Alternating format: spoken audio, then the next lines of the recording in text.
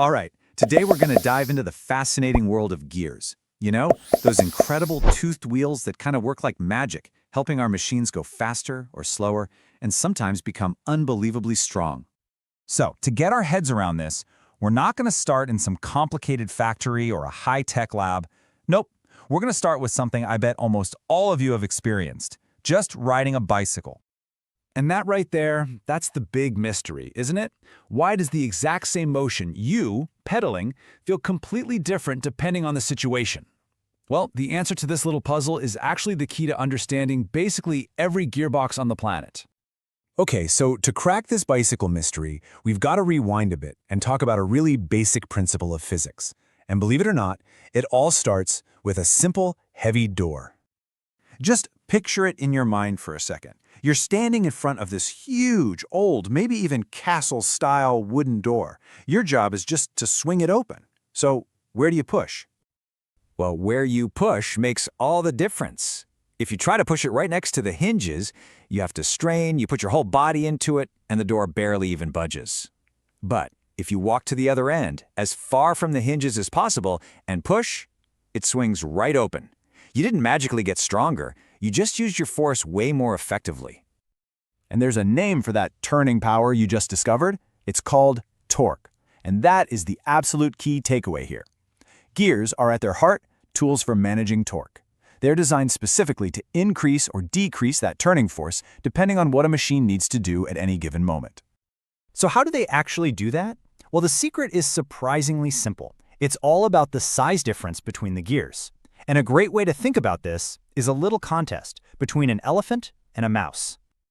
Honestly, this is the perfect way to picture it. A big gear is our elephant. It moves kind of slowly, but it has incredible strength. That's our torque.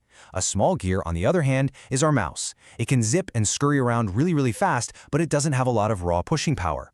This trade-off, well, it's everything. And all of this leads us to the one single, unbreakable rule that governs every single gearbox ever made. It is a fundamental trade-off that you just can't get around. Now, we measure this relationship with a term that sounds kind of technical, gear ratio. But don't worry, it's super simple. It's just asking a basic question. For every one full circle this gear makes, how many times does the other one have to spin? And this is a perfect example of what we're talking about. Let's say our big elephant gear has 40 teeth, and our little mouse gear has just 10. Well, for the big gear to make one single slow turn, that little gear has to spin 4 complete times just to keep up. That, my friends, is a 4-to-1 gear ratio. Which brings us to the golden rule. You can tattoo this on your brain. If you set up your gears to gain speed, you absolutely have to lose power, or torque. And if you set them up for more power, you have to give up speed. Think of it like a seesaw, right? When one side, speed, goes up, the other side, power, absolutely has to come down. You can choose to have more speed, or you can choose to have more power, but you can never, ever get more of both at the same time.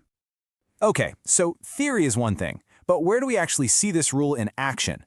Let's look at two totally different machines that use this exact same principle to do completely opposite things: a motorcycle and a giant wind turbine. So imagine you're on a motorcycle at a red light, or you're trying to climb a really steep hill. What do you need right then? You don't need to be going 100 miles an hour, right? No, you need pure strength. You need torque to get moving. So, in first gear, the motorcycle's engine is spinning a small mouse gear really fast. That little gear then turns a much larger elephant gear that's connected to the wheel. Remember the rule? Small driving big gives you the elephant's strength. You get a huge amount of turning force, but your top speed is really low. It's perfect for getting all that weight moving. Now, let's flip that idea completely on its head. A wind turbine has the exact opposite problem. Those massive blades turn really slowly, but with incredible power from the wind. But the generator inside, the part that actually makes the electricity, needs to spin insanely fast to work. So what does it do? The exact reverse of the motorcycle. The slow, powerful blades turn a gigantic elephant gear. That giant gear then turns a tiny little mouse gear connected to the generator. And what's the result? That tiny gear spins at an incredible speed, which is exactly what you need to generate electricity. It's trading all that raw power for pure speed. So this might make you wonder, if a low gear is for power and a high gear is for speed, why not just pick one and stick with it? Why do things like cars and bikes need a gearbox to change between them at all? Well, it's because the world we live in is constantly changing, right? A car needs a ton of power to get moving from a dead stop at a red light, but then it needs high speed to cruise efficiently down the highway. If it only had one gear, it would be absolutely terrible at one of those jobs and probably waste a ton of fuel. Gearboxes are what make machines adaptable. They let them be strong when they need to be and fast when they can be. Okay, so if you're going to remember anything from this whole explainer, let it be this. 1. Gears are just wheels with teeth. 2. Big gears are slow but strong. 3. Small gears are fast but weak. 4. You can never have both speed and strength at the same time. And 5. The gear ratio is what decides which one you get. That's it. That's the core of it all. I love this way of putting it. You can think of a gearbox as this little magic helper inside a machine that's constantly asking, okay, what do we need right now? Do you want more power to get up this hill, or do you want more speed for this open road? And then it just makes the switch. So I'll leave you with this final thought. Now that you know the secret, start looking at the machines all around you. Your power drill, the mixer in your kitchen, your lawnmower. Can you see that trade-off happening?